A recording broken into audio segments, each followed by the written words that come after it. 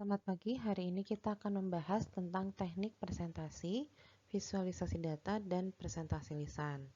Jadi untuk memudahkan mengupload data ini ke presentasi ini ke YouTube, maka presentasi ini akan saya bagi menjadi dua bagian. Yang pertama adalah tentang visualisasi data, dan yang kedua adalah tentang presentasi lisan. Nah, kita masuk dulu ke yang visualisasi data. Jadi kemarin Anda sudah mengerjakan gitu ya bagaimana cara mengambil data, kemudian Anda juga sudah membuat uh, masukan terhadap data dari paper yang Anda baca. Nah, sekarang ini adalah sebenarnya teknik-teknik yang bisa kita gunakan untuk menampilkan atau memvisualisasi data dalam publikasi ilmiah, ya. Jadi ini bukan hanya terbatas pada misalnya artikel ilmiah, tapi misalnya Anda mau menampilkan poster, maka ini ada teknik-teknik yang bisa mungkin Anda gunakan.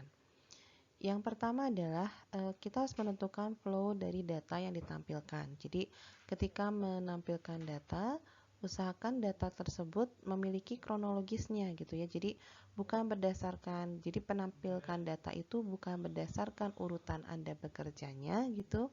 Karena mungkin urutan Anda bekerja kadang ada yang diulang lagi gitu ya dalam suatu penelitian, tapi yang ditampilkan dalam data itu adalah flow-nya. Jadi pembaca itu mengerti bagaimana jalan pikiran Anda untuk menginterpretasikan datanya. Karena sudah diatur dengan flow yang sedemikian rupa sehingga mudah dimengerti oleh pembaca atau misalnya audiens dari poster Anda gitu ya.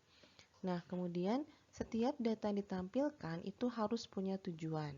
Jadi, jangan misalnya menampilkan data yang sebenarnya Anda ragu gitu ya untuk menampilkan data ini tujuannya untuk apa? Untuk menjelaskan yang mana? Nah, seharusnya tidak perlu ditampilkan data yang memang kurang penting gitu ya meskipun menurut Anda.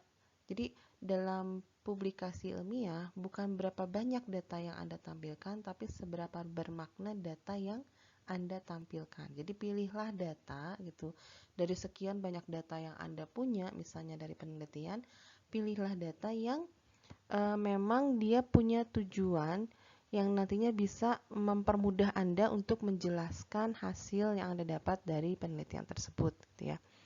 Nah, kemudian data yang ditampilkan itu harus detail. Artinya kalau misalnya dia harus memiliki uji statistik, maka ditampilkan uji statistiknya dengan detail. Atau misalnya harus misalnya ketika kita menguji sesuatu pastikan ada satuannya. Nah, satuannya itu juga harus ditampilkan dalam data.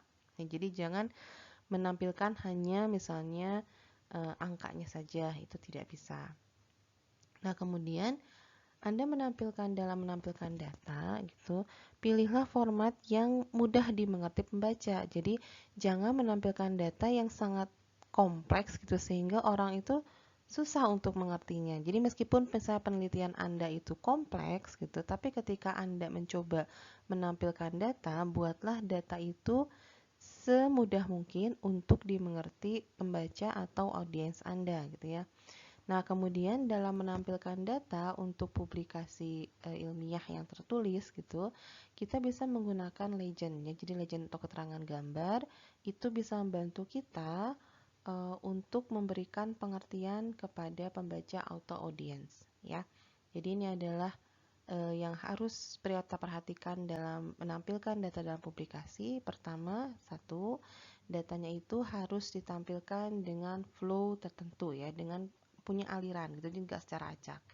Yang kedua, setiap data yang ditampilkan itu dia punya tujuan untuk ditampilkan. Kemudian data tersebut harus detail dan kemudian harus dibuat dalam format atau dalam style yang mudah dimengerti oleh pembaca. Dan kalau misalnya kita memang misalnya ingin, maka kita bisa menambahkan keterangan dalam keterangan gambar atau legend untuk mempermudah pembaca atau audiens mengerti data yang Anda tampilkan. Nah, ini adalah beberapa hal yang harus dihindari ketika Anda menampilkan data dalam publikasi, yaitu tadi Jadi data itu jangan menampilkan data secara acak atau tidak berurutan gitu ya, karena itu akan membuat bingung para pembaca Anda atau audiens Anda, sehingga nanti pesan Anda yang ingin Anda sampaikan pada artikel ilmiah Anda itu tidak sampai. Yang kedua yaitu adalah jangan menampilkan data mentah sekali lagi dalam artikel atau misalnya dalam poster gitu ya. Karena reviewer atau audiens Anda itu tidak tertarik dengan data mentah gitu. Jadi Anda tuh harus mengolah datanya terlebih dahulu gitu, baru kemudian ditampilkan dalam suatu artikel ilmiah. Nah, kemudian jangan juga menampilkan data yang tidak lengkap, yang tadi yang tidak punya atribut, satuan gitu, ataupun tidak punya kelengkapan uji statistik gitu ya. Sebaiknya dihindari menampilkan data seperti itu. Kenapa? Karena itu akan nanti membuat audiens atau pembaca Anda itu jadi mengurangi validitas dari artikel ilmiah yang Anda tulis. Kemudian jangan menampilkan data yang merupakan pengulangan. Jadi misalnya nih, Anda bisa melakukan suatu pengukuran dengan metode A, metode B, metode C gitu ya. Tapi sebenarnya metode A, B, C itu menghasilkan hasil yang sama gitu. Nah, oleh karena itu sebaik Anda pilih saja misalnya metode mana yang menurut literatur atau menurut ya data yang sudah dipublikasikan sebelumnya itu yang paling valid. Nah, itulah yang Anda nanti pilih untuk ditampilkan. Jadi jangan membuat data redundant, jadi data yang berlebihan gitu sehingga nanti pembaca itu menjadi kehilangan fokus dari alur penelitian Anda, ya. Jadi jika dalam artikel ilmiah biasanya pembaca itu pertama dia akan melihat abstrak dan data, ya. Ketika abstrak Anda dan data ditampilkan oleh Anda itu baik, bisa sangat informatif, maka itu akan menambah nilai lebih dari artikel yang Anda tulis.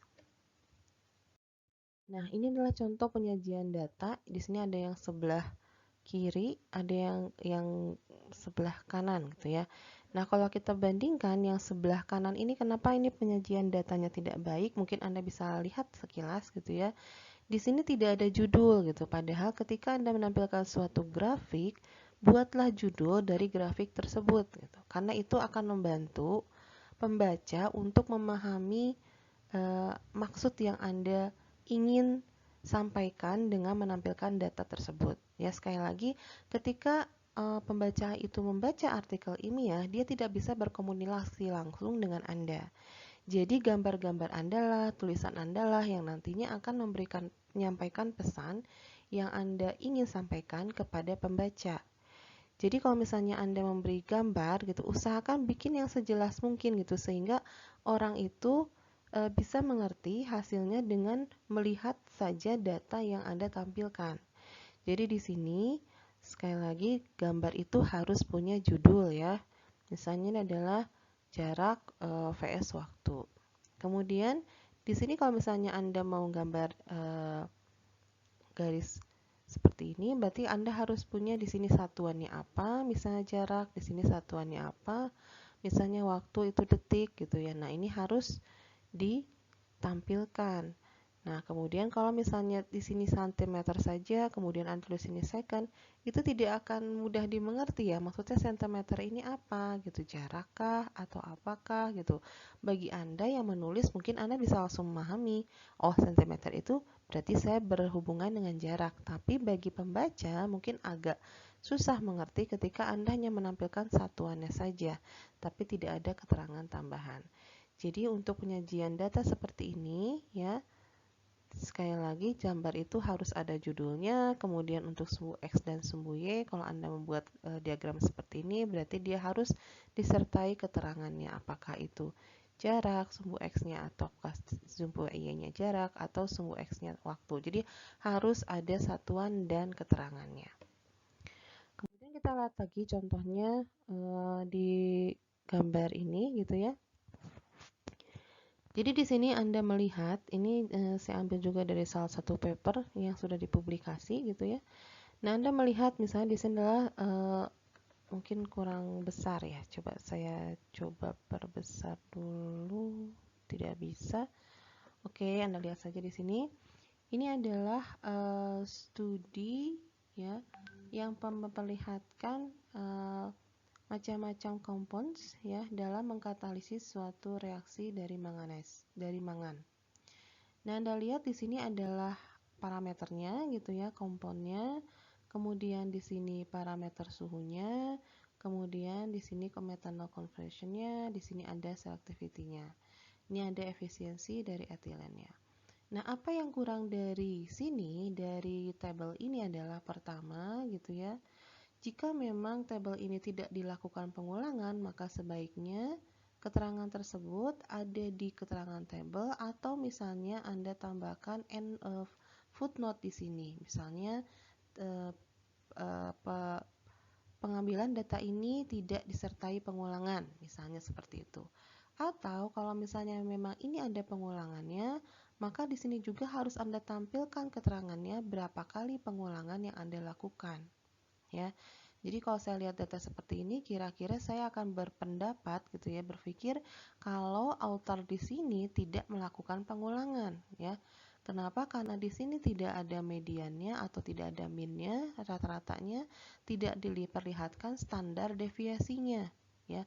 Nah, kemudian kalau saya jadi reviewer, saya akan bertanya-tanya gitu, apakah satu kali pengambilan data itu cukup valid atau tidak gitu ya, karena kita tahu ketika data itu cuma diambil satu kali, kemungkinan akan ada error ya.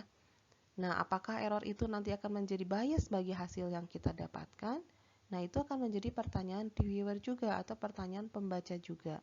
Jadi sekali lagi, kalau misalnya ya, saya tahu mungkin ada beberapa penelitian yang susah untuk dilakukan pengulangan karena tingkat kesukarannya tinggi. Oke, tapi di situ Anda harus misalnya menambahkan keterangan gitu ya. Misalnya penelitian eksperimen ini tidak dilakukan pengulangan misalnya. Tapi sebaiknya gitu, kalau masih bisa dilakukan pengulangan, sebaiknya pengulangan itu dilakukan. Kenapa? Supaya data kita menjadi lebih reliable. Kemudian kalau misalnya dilakukan pengulangan, sebaiknya di dalam tabel tersebut itu dicantumkan berapa kali pengulangannya. Kalau ada pengulangan, berarti di sini harus ada analisis statistiknya, berapa rata-ratanya, berapa standar deviasinya. Jadi nanti kita bisa melihat apakah gitu ya hasil yang didapatkan itu memang sudah sesuai atau tidak. Ya, jadi ini adalah salah satu contoh penyajian data ya yang sebenarnya bisa diperbaiki lagi kalau misalnya kita menyertakan keterangan ya.